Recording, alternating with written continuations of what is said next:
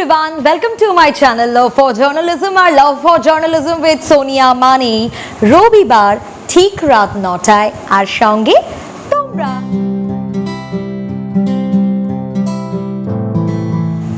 আজ আরো একটা রবিবার এবং আজ আরো একটা নতুন এপিসোড। কিন্তু আজ কি বিষয় নিয়ে আলোচনা? তোমরা কিন্তু ইতিমধ্যেই জানো যে ডিসেম্বর মাসে কি বিষয় নিয়ে আমরা আলোচনা করছি। শুধুমাত্র জার্নালিস্টদের কথাই নয়, অবশ্যই জার্নালিস্টদের কথা তো ভাবা হচ্ছেই, আমার ছোট ছোট ভাই বোনেদের কথা ভাবা হচ্ছে, তারই পাশাপাশি আমাদের প্রত্যেকেরই কিন্তু সাকসেসের দরকার।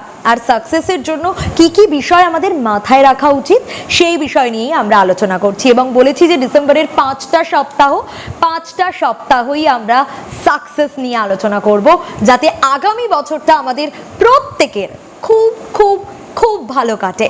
সেই আশা রেখেই আজ সাকসেসের কোন কথা আমরা জানবো, সাকসেস পেতে হলে কোন বিষয়টা আরো আমাদের মাথায় রাখতে হবে। প্রথম দিন থেকে 3টে এপিসোড কিন্তু হয়ে গিয়েছে, আজ 4th এপিসোড এবং 4th এপিসোডে আমাদের মাথায় থাকবে বিহেভিয়ার।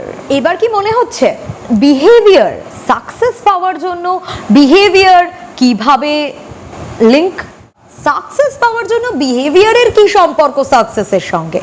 সম্পর্ক আছে বই কি, তোমার ব্যবহার খুব খুব খুব ইম্পর্ট্যান্ট।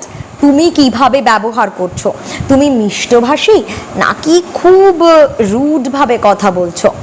এই বিষয়গুলো, এই খুঁটিনাটি বিষয়গুলো সত্যি ইম্পর্ট্যান্ট হয়ে দাঁড়ায় অনেক ক্ষেত্রে। আবারও একই কথা রিপিট করব, আমি কিন্তু বারবার বলেছি এই চ্যানেলে আমি যা বলবো আমি আমার মতামত প্রকাশ করব, আমি যাতে তোমাদের একটু সাহায্য করতে পারি, তোমাদের একটু হেল্প হয় সেই বিষয়টার দিকে মাথায় রাখবো।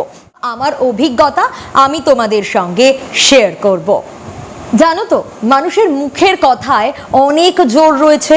আমরা বলি না, মুখের কথা গুলি চলার মতো, একবার গুলি বেরিয়ে গেলে যেরকম আর সেই গুলিটাকে তুমি ফেরাতে পারো না, মুখের কথাও ঠিক সেরকম।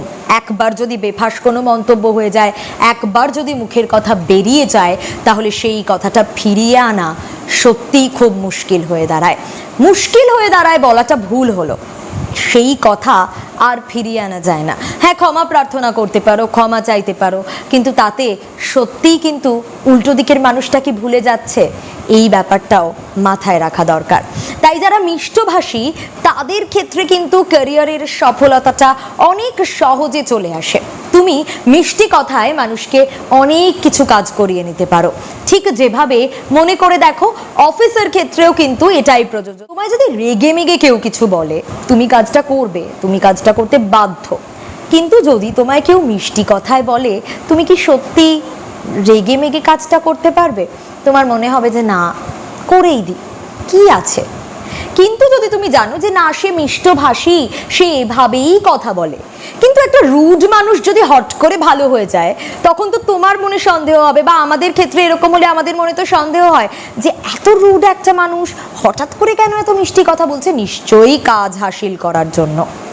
না, এই দাগটাই লাগতে দেবে না নিজের গায়ে। এটা আমার সাজেশন, আমি তোমাদের সাজেশন দিতে পারি, এটা আমার সাজেশন যে একেবারেই এই দাগটা লাগতে দেবে না গায়ে। তুমি যেমন তুমি তেমন। আর যদি তুমি খুব রুড হও, চেষ্টা করো না নিজেকে একটু বদলে নেওয়ার, তাতে তোমারই ভালো। এমনটা শোনা যায় যে যারা একটু ধীর স্থির শান্ত মাথায় থাকে, মিষ্টভাষী, তারা নাকি দ্রুত ক্যারিয়ারে সাফল্য পেতে পারে। এবার এটা তো মিলিয়ে দেখার বিষয়, কিন্তু এটা যদি সত্যি অ্যাপ্লাই করা যায় তাহলে কিন্তু কাজের কাজ হতে পারে, এটুকু বলতেই পারি।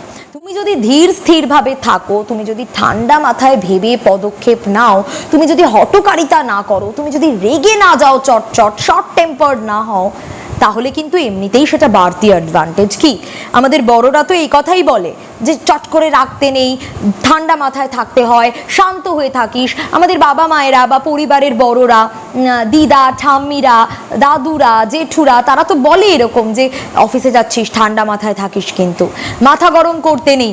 বেরোনোর সময় কিন্তু এই কথাটা বলে দেয়। কেন বলে? এর তো একটা রিজন আছে। সাফল্যের চাবিকাঠি তাই ব্যবহারেও লুকিয়ে থাকে।